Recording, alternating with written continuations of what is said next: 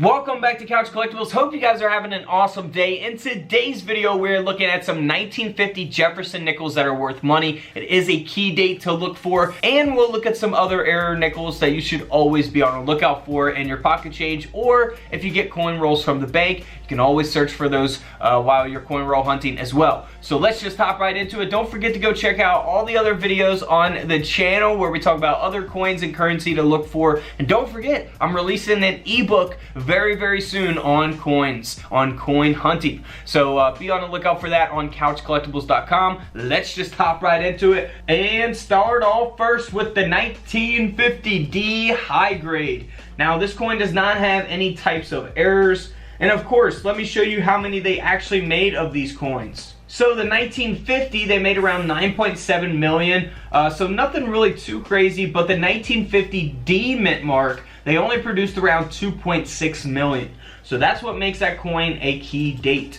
Now back to this 1950D, it does not have any types of errors like I said. It's just got a very high grade. You will find the D mint mark on the reverse to the right of the building there for anyone that is new to coin collecting and doesn't really know about mint marks. So that's where that D mint mark will be. Now here on the coin slab, you can see that the coin is graded by PCGS at a mint state 67. So that is where all of the value, the majority of the value of this coin is going to come in at. So this nickel sold for over $3,700. Now if we compare that to a mint state 64, this coin, you would think, you know, only 3 grades lower would sell for a lot of money. However, this 1950D only sold for around $25. You know, when you're grading coins like this, you're taking a risk. You know, is my coin mint state 66? Is it 67? Could it be a 68? You know, that is kind of the risk when you got a higher graded coin, because the value can, you know, explode depending on what coin it is. You know, specific coins, 1 grade higher, could make a tremendous difference in value. Now, like I said, 1950D, they only produced around 2.6 million of those coins. Now, for the 1950 no mint mark, again, 9.7 million produced for those coins. Now, here's an example of the 1950 no mint mark that has that mint state 67 grade. Again, this coin has some amazing toning to it, some natural toning to it as well. Got that little rainbow ring around it, which just makes it look awesome. This coin sold for around $2,800, so nearly a $3,000 nickel. Now again, if you compare that to a 1950 that has a mint state 65 grade, this coin only sold for around $90 US, 90 bucks. Now here is coins that sold on eBay that were not graded. So we have a 1950 no mint mark and a 1950 D mint mark. Now both of those coins sold together for around 40 bucks. So you know, you could get them pretty cheap on eBay and then have one graded and then go from there. Now here is a 1950 proof coin. It is graded at a proof 67. Deep cameo. Wow, man, look at that nickel. That coin sold for over $7,000. So a proof 67, $7,000. Now here is a 1950 proof that is a proof 68 grade, and this nickel sold for over $9,900, nearly a $10,000 coin. Now also on eBay, the whole Jefferson nickel book from 1938 to 1961, it includes those key dates, that 1950D of course, and it's got all of the silver nickels from 1942 to 1945. They seem like they're in fairly decent condition. Can't see them, you know, all up close. Some could be cleaned, you never know. But this book did sell for over $310. So if you have that book filled up, that's kind of like an estimate, you know, of, you know, sold listings on eBay. You can just look those up. So let's check out these other nickels that sold for some good money. I was actually hunting some nickels the other day. I found some from the 40s and 50s. Most of the time I usually find, you know, one from the 30s and one box of nickels from the bank. You guys can go to the bank and search for those. What you gotta do is just ask your bank teller for a box of nickels, and sometimes they'll have them, sometimes they won't. But first up, here on the 1938, what you want to look for is a double die obverse. So look for doubling on the lettering of the coin of your 1938 D mint mark Jefferson nickels. And here's an example of that coin. Now this coin is graded at a mint state 65, so it does have a high grade. It's got that double die on the front of the coin, the obverse. And this nickel here sold for a little over $190, so nearly a $200 coin. Now also, not just doubling, but there is quadrupling, which would be a QDO instead of a DDO. So quadrupling taking place here on the lettering of the coin. Look for that on the 1938 Jefferson nickel. You can do that with a coin microscope. I have those available on couchcollectibles.com.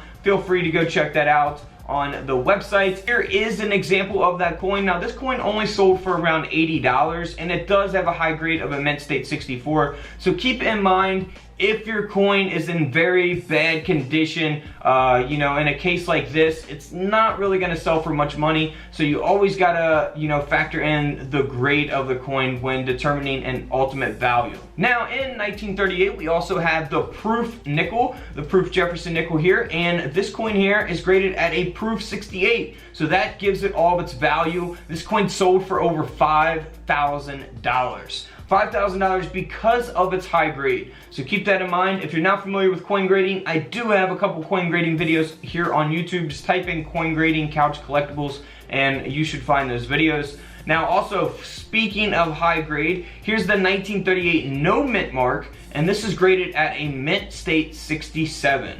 So this coin here sold for over $4,900. So again, nearly a $5,000 nickel here because of its high grade. So that is a really awesome 1938.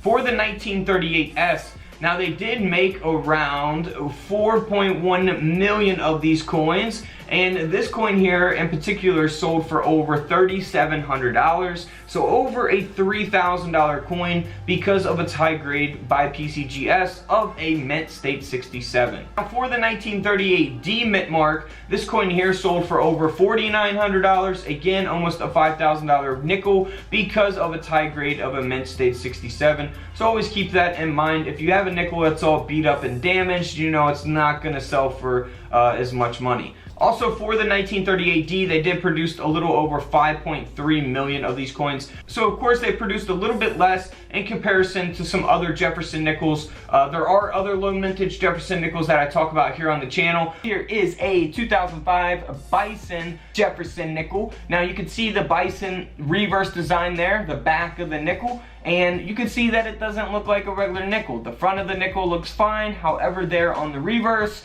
we got an improperly annealed planchet. That's where you can see that copper layer on this Jefferson nickel. That is going to give the coin a little bit of value. This coin didn't sell for huge money, but it still sold for over $125.